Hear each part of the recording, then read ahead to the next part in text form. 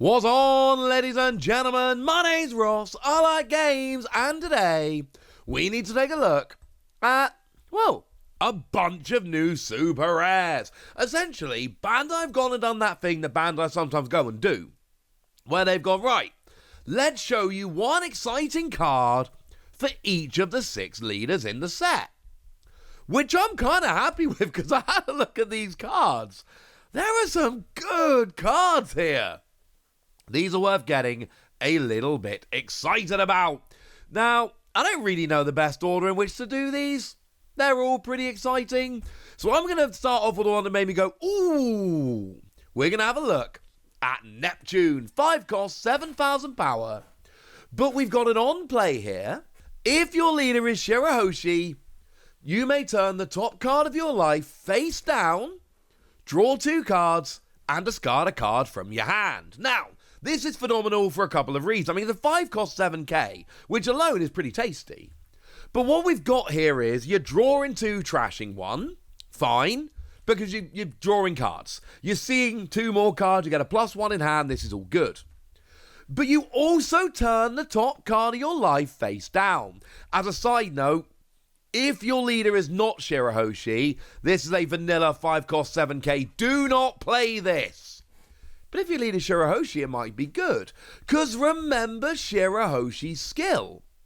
Shirahoshi's skill says that activate main once per turn, you may rest one of your Don, and turn the top card of your life face up, and then you get to basically play a character for free.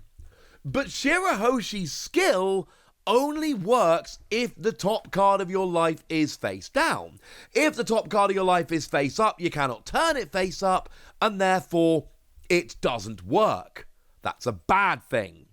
So not only does this give you a 7k body, which is alright, not only does it draw you cards, but you also get to turn the top card of your life face down, which is huge, because it means that you then have the top card of your life face down, such that you can then use it to activate the skill on Shirahoshi. This is a good thing. The synergy here is obvious and perfect. This card is flat garbage outside of Shirahoshi decks. But the thing is, with Shirahoshi, I say, well, you know, you've got to make sure the top card of your life is face down. You don't need to worry with Neptune here, because if the top card of your life is face down, use Shirahoshi's skill to put it face up, and then come in with Neptune, turn it face down, and get yourself the extra draw power. I adore this card. I think it's brilliant. I think it's really specifically only for Shirahoshi, and that's okay by me. Now, Peacock is the second sword character we've seen so far, and this one's brilliant. 1 cost, 0 power, counter plus 1,000. But on play, look at the top 5 cards of your deck, find a Navy card other than Peacock and add it to your hand, put the rest of the cards at the bottom of your deck in any order. Generic Searcher. Crucially, red Generic Searcher and a sword card. So it means it fits into the Kobe deck very, very nicely. Not only that, and that alone is enough, just to be clear. It's a generic red searcher for Navy, that's going to be important. But we've also got activate main, trash this character, give one of your characters 1,000 power for the turn. But remember that leader Kobe says that your sword characters can attack characters on the turn they're played. Yeah. So now you can attack characters on the turn you played, but you also get an extra 1,000 power. And just to be clear, Peacock gives anyone a boost. It doesn't have to be sword. Any character can get the boost from Peacock. But still, this is a very strong card. It's a generic searcher that you can give a +1k to any of your characters. Yeah. I don't see how this doesn't see playing Kobe decks again. This just seems too good. And it's very deliberate, don't get me wrong, right? When we have these cards revealed, it's very much a let's show one card that works particularly well with each leader. Doesn't mean I can't be excited about how good this looks. Now, we're getting a Nami super rare to go with the Nami leader, and we know how One Piece tend to go here. There is an excellent chance that these super rares get an old heart, so there's an excellent chance of getting an old heart of this Nami in addition to the old heart leader, which is going to be a big deal. But here we've got blocker, and we've got on play. If your leader is a multicolor leader, draw 3, and then place 2 from your hand to the top or bottom of your deck in any order. Very important it is draw 3, put 2 at the bottom of your deck, only if your leader is multicolor. They're saying pretty explicitly, don't use it with OP-03 Nami. Because it's a blocker, and it only actually gives you a +1, because you're drawing 3 and then putting 2 back. But obviously, those Nami decks trying to deck out yourself, being able to block to stop an attack is huge. And then also being able to draw 3 and place 2 back. This would be phenomenal, I believe at least, in Blue Nami, but you can't play it in Blue Nami. But you're a blocker, 5 cost 6k blocker, and you got this draw power. Yeah, it's brilliant. Now, I think the Nami leader is absolutely ridiculously phenomenal. Well, here, you've got a blocker that fits in very nicely, while also giving you a bit of extra draw power, which is actually pretty important, because remember, Nami really wants to discard a card from your hand every turn. Because Don X1, when your opponent attacks once per turn, trash a card from your hand to give your leader 2k for the rest of the turn. You have the inbuilt draw power with the Nami leader, don't get me wrong, but you know what? Seems like this could be quite good as well. Extra draw power, always a good thing. So it's another card that I think is just awesome. Now, Jinbe, this is a style of One Piece TCG art I'm not a huge fan of, and I'm not a huge fan of Jinbe personally. Do we think the card is any good? Obviously to go with a Jinbe leader. Well, we got ourselves 6 cost 8,000 power, and we've got on play, if your leader is Fishman or Merfolk, rest up to one of your opponent's characters with a cost of 5 or less. And for what it's worth, yes, this will work with Hody Jones. Now, I know Hody Jones hasn't been good. We've had Hody Jones for a while.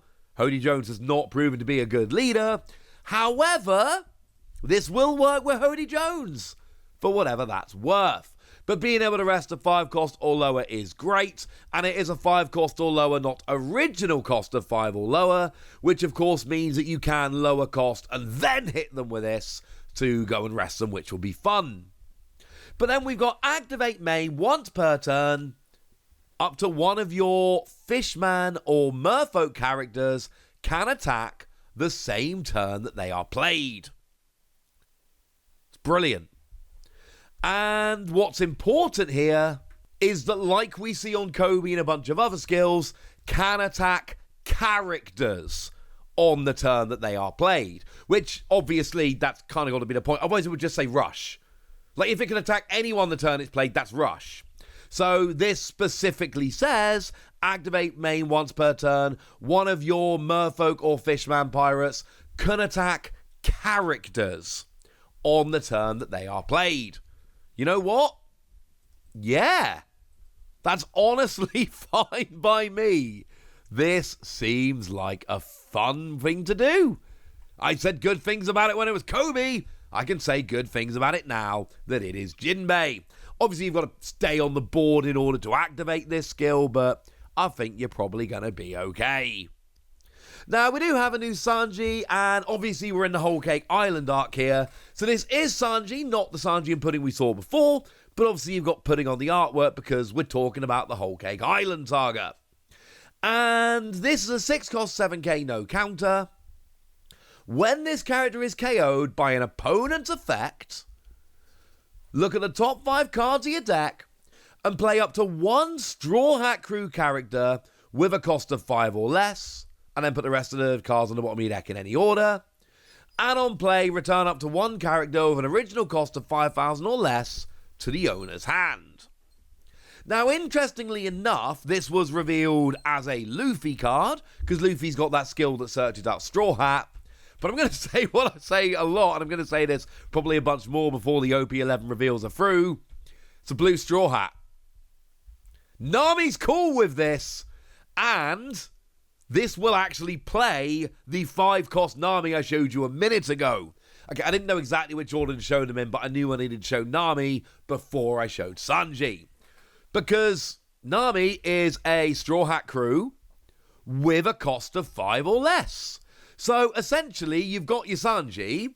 If it's KO'd by an opponent's effect, and it does need to be by an effect, it's not any KO, it is specifically a KO by an effect, then you look at the top 5 cards of your deck and play a Straw Hat Crew with a cost of 5 or less. It's brilliant. It's absolutely brilliant. Love this. I haven't even told you the second effect yet. This effect alone is pretty good. On play, return a character with an original cost of 5,000 or less to the owner's hand. So this one, unlike we said with Jinbe a minute ago, you cannot bring down their power and then bump them. It has to be just bumping looking at the original power. This is really good. This seems like a very strong card. Lovely artwork as well. But more importantly, your opponent can't KO it by an effect. It's not worth it. It's too much benefit from you. Because you're looking at the top 5 cards of your deck. You're probably going to find a character to play for free. But then also, if nothing else, you get to bump a 5k. It's just really good.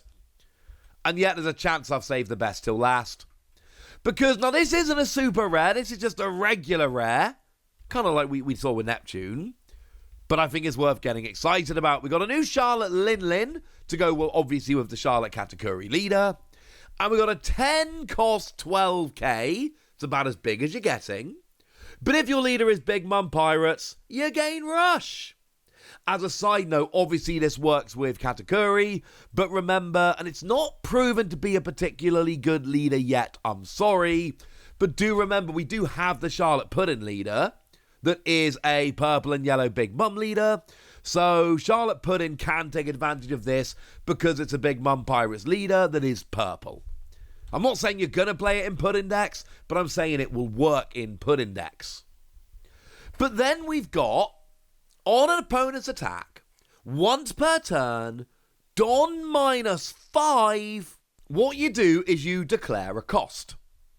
And then you reveal one card from the top of your opponent's deck, and if the revealed card has the same cost as the cost you declared, give your leader a 2k bump for the turn. This is on opponent's attack to give your leader a 2k bump. Now, I've been talking a lot with OP-11 over the past few days about Nami being able to trash your card from your hand to give your leader a 2k bump for the turn. Because having a 2k bump means every attack your opponent tries throwing at your leader for the rest of the turn needs an extra 2k, and that's a lot to ask.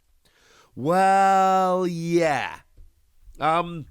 It's the same kind of thing here, although it is on the character, but it is when attacking, or when your opponent attacks. So it is potentially an every turn kind of thing, and you could actually just leave this sitting on the board. You don't need to rest the character here, so you can just leave it sitting out on the board and use this every turn. Your opponent attacks, Don -5, and then if you guess the correct cost, your leader gets a 2k bump. Except remember, this is for Katakuri.